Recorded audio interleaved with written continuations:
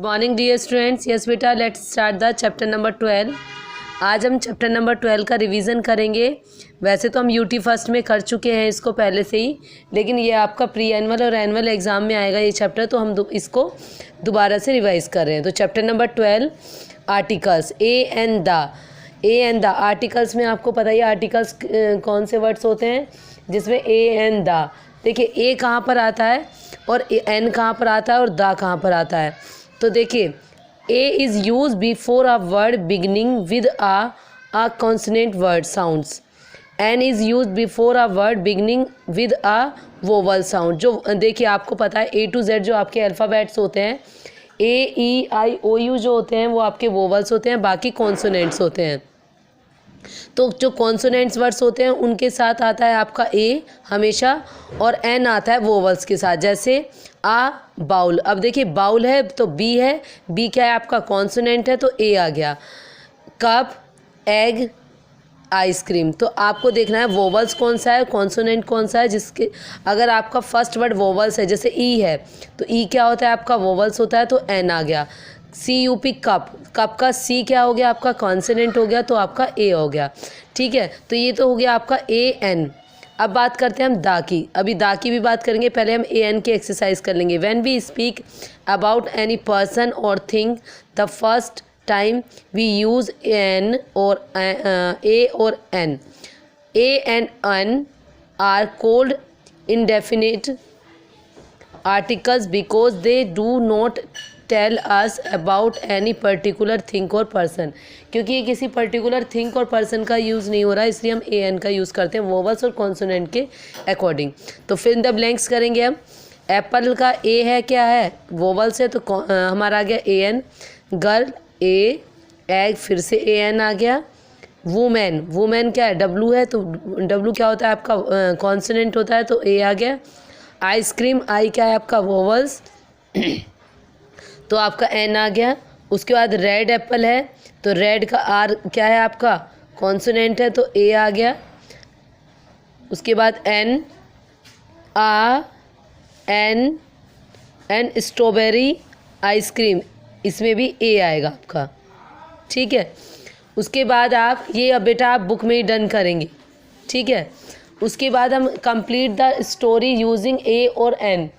ये स्टोरी हमें कंप्लीट करनी है। ये एक स्टोरी है। वंस अपॉन डैश टाइम, क्या आ गया आ time. Once upon a time as butterfly decided that it would not fly from flowers to flowers. एक बार की बात है कि बटरफ्लाई डिसाइड करती हैं कि इट वुड नॉट फ्लाई, कि हम क्या नहीं करेंगे फ्लाई नहीं करेंगे फ्लावर टू फ्लावर, एक फूल से दूसरे फूल पर नहीं जाएंगे।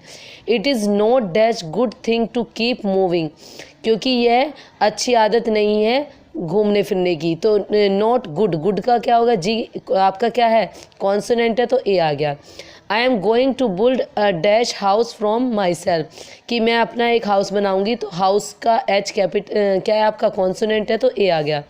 सो off she flew to find someone to help her, she saw dash ant. तभी वो कुछ लोगों को फाइंड आउट करती है, कुछ लोगों को देखती है कि कुछ लोग वहाँ पर उसकी हेल्प के लिए आते हैं। शी से आंट, वो चींटियों से बोलते will you help me to build a house, क्या तुम मेरी मदद करोगे मेरा घर बनाने में। She asked the ant no I am eating an orange now, वो कहते हैं कि नहीं मैं तुम्हारी मदद नहीं कर सकती क्योंकि मैं ऑरेंज खा रही हूँ। Said ant why do not you ask a bee, और वो कहते हैं क्यों क्यों तुम मेरी मदद क्यों नहीं कर सकती। She will surely help you.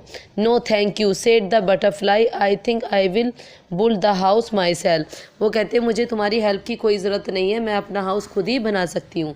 तो इसमें भी हमने वो क्या यूज़ किया है वोवल्स के अकॉर्डिंग ए और एन का यूज़ करा है वोवल और कॉन्सोनेंट के अकॉर्डिंग। अब बात करते हैं बेटा यूज़ ऑफ द। दा का यूज़ क्या कहाँ करते हैं। The is use before a common noun when we want to particular it as.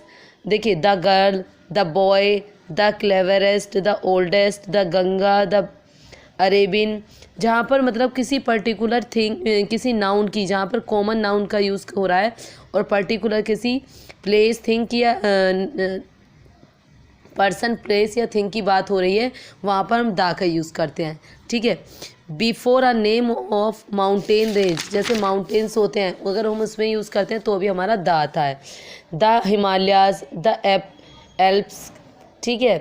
उसके बाद है the Gita, the Quran, the English, the Russia, इसमें भी आपका दा का आएगा। अब यहाँ पे हमने ए एन दा का यूज़ करना है, तो इसमें भी आपको क्या करना है, देखिए ऑरेंज है, सॉरी ओनियन है तो एन आ गया, अम्ब्रेला अम्ब्रेला, उसके बाद owl an owl, goddess the goddess, a ray the Gita, a lake में द लेक आएगा, sorry,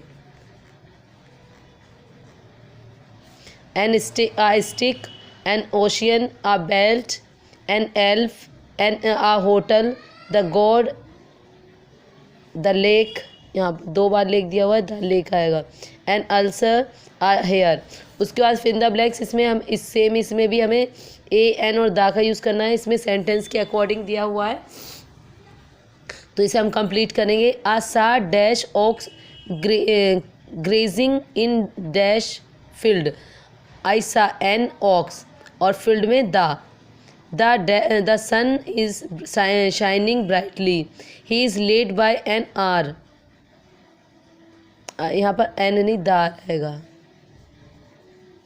he is a cleverest boy in the class, dash an aeroplane flies in the sky, English is not an easy language, the child gives dash हो honest, अब H तो है लेकिन H silent होता है, honest हम बोलते हैं तो एन आता है इसमें। The dash moon goes around the earth, the moon goes to the around the earth.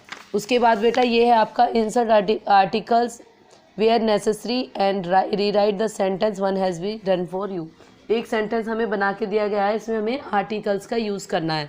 Article जैसे ये है Ganges rises in the Himalayas, तो the Ganges rises in the Himalayas, इस तरीके से हमने आर्टिकल्स का यूज़ किया। The world is happy place, the world is the happy place, the sun rises in the east, the soldiers lost arm, ठीक है। इस तरीके से ये आपको करना है। अभी हमने इतना ही पढ़ा है, आगे का चैप्टर में बाद में एक्सप्लेन करूँगी, आपको बाद में करेंगे, अभी आप इसी को करेंगे। इसमें अगर किसी को कोई कन्फ्यूज़न है तो zoom class any query box, you will write down the query box, any doubts, okay. अगर नहीं कोई भी क्वेरी है तो आप क्वेरी बॉक्स में या जूम क्लास पे आके मुझसे डिस्कस कर सकते हैं बेटा, ठीक है।